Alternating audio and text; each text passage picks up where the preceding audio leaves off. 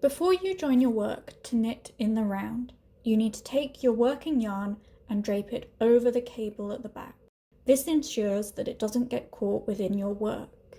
Now you are ready to work the join. The needle tip which holds the final cast on stitch should be in your right hand, and the needle tip which holds the first cast on stitch should be in your left hand. Begin by slipping the first stitch on your left needle onto your right needle purlwise.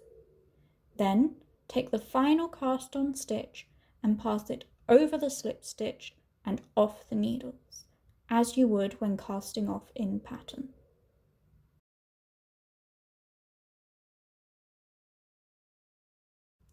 Then gently pull on the working yarn to tighten the join. Next, return the slip stitch to the left needle. And finally, all you need to do is place your beginning of round marker.